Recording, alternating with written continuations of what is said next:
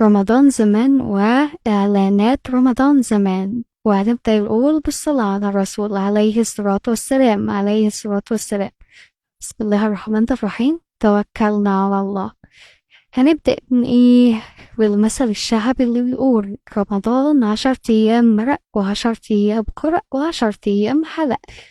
إزاي يعني؟ ده دخلوا بالإعلانات إيه؟ هقولك 10 أيام مرق الإعلانات كلها أكل وشرب. جميل.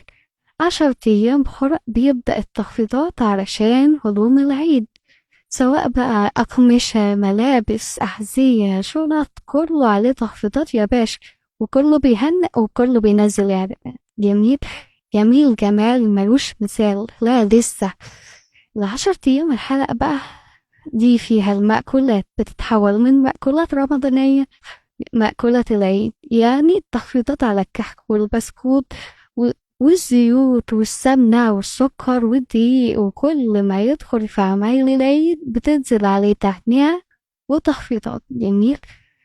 جميل قوي. طيب دي تقسيمة، في تقسيمة تانية؟ أيوة في تقسيمة تانية. الشركات اللي بتعمل ده أو المحلات اللي بتعمل الإعلانات دي متقسمة لإيه؟ مأكولات ومشروبات، أجهزة كهربائية وأجهزة معمرة. بس لا في بند تالت هبقول لكم عليه في الآخر.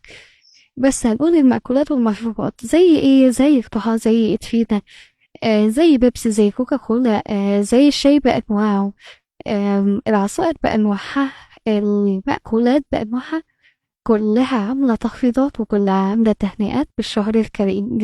جميل. الأجهزة بقى راديو وتلفزيون، أجهزة معمرة، كل الأجهزة اللي ممكن تشتريها، وخاصة إنه بيكتر الجواز في العيد بتكتر التخفيضات على الأجهزة. وكل سنة وانتوا طيبين وانت طيب. وفي ايه كمان؟ في شيء من الإعلانات مش عارفة احطله بند ازاي. كان بيجي إعلانات في مصر زمان في التلفزيون المصري قبل المسلسل. شركة مصر للتأمين عاملة إعلان عروسة صغيرة بابا رحمة اللي عاملها. العروسة بتجري وبتطلع على الكرسي بتمسك السماعة، ألو مصر للتأمين. أيوة فندم، المسلسل امتى؟ حالا يبدأ المسلسل. ده كان بيبقى آخر إعلان بيجي قبل المسلسل. شركة مصر للتأمين في إعلانات كمان كانت بتبقى مميزة جدا في التلفزيون، سواء خضر العطار، سواء مأكولات ومشروبات، لأن كان بيبقى موسم الإعلانات الجديدة. أنا حاولت أجيب لكم كل الإعلانات اللي كانت موجودة في أعداد رمضان من صفحات من تاريخ مصر والعالم والألبوم الخاص برمضان زمان. أرجو إنها كلها تكون نالت إعجابكم، لأن كلها أخدت مجهود كبير علشان نقدر نجمعها ونفكركم برمضان زمان. دمتم في رعاية الله. سلام.